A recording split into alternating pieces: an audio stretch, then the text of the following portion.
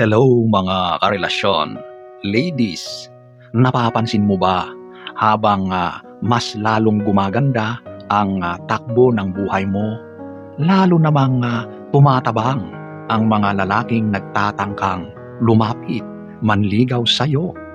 Kaya ngayon ang pag-uusapan natin ay ang mga dahilan kung bakit ang mga lalaki ay hanggang tingin na lang at hindi sila makaporma sa'yo.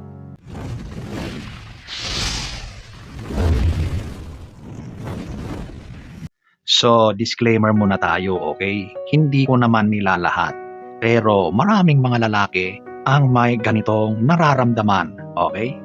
So, at number 1, ito yung automatic busted na mindset. Karamihan yata ng mga lalaki ay may mga ganitong mga pakiramdam, yung rejection.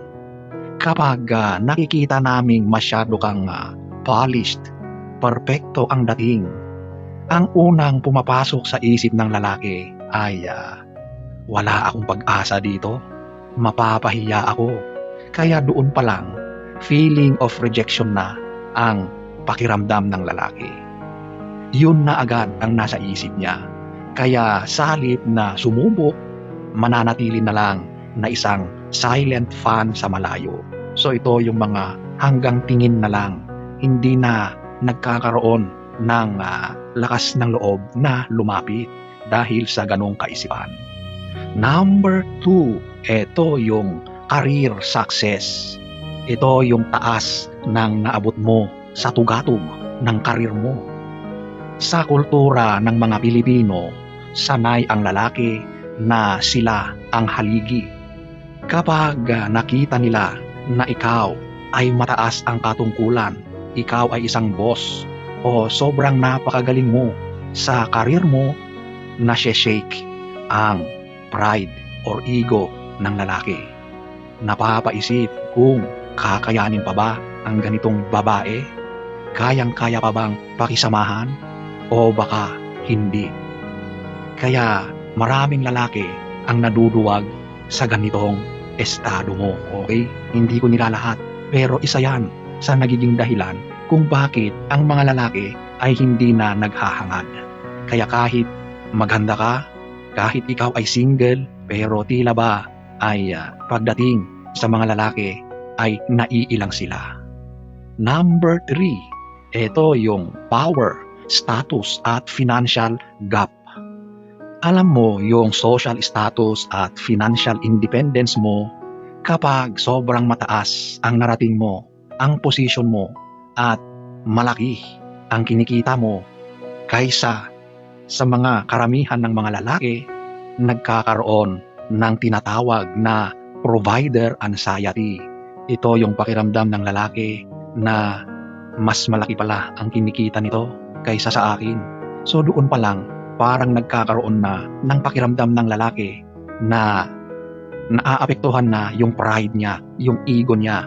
Kaya kahit gusto ka niya, kahit nagagandahan sa iyo, ay mas pinipili na lang na hindi ituloy ang balak dahil sa diferensya ng status niyo.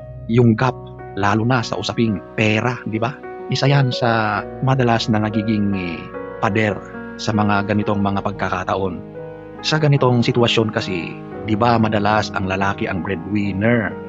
Kaya kapag ikaw, yung malaki, yung mataas, pakiramdam ng lalaki ay mas mababa na siya. So yung provider instinct niya ay nawawala kasi ikaw na yung mas mataas, ikaw na yung malaki ang kinikita. So isa yan sa mga dahilan kaya naduduwag, naiilang ang lalaki. Number 4, ito yung overstyled at aloof ang dating. Alam nyo, okay lang na mag-ayos ng sarili. Pero kapag sobra-sobra, overstyled ka, yung laging para kang isang modelo, hindi ka pwedeng lumabas na simple ang itsura mo. At madalas yung ganyang mga pormahan, mga datingan ay mukhang aloof at hindi madaling kausapin o i-approach.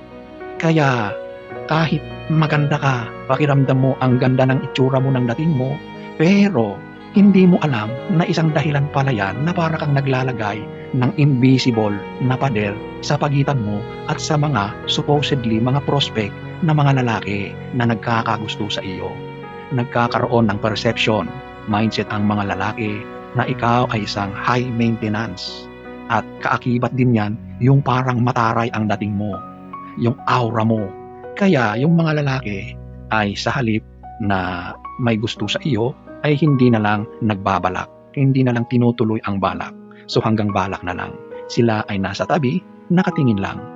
Number 5. Ito yung negative aura, negative vibe. Alam nyo, ito na yung maaring personality mo, maaring tahimik ka, wala kang masyadong kaibigan, tapos masungit yung dating mo, hindi ka man lang ngumingiti, tapos parang ang dating mo ay galit, yung dating mo laging nakasimangot. So paano ka lalapitan ng lalaki kapag ganyan?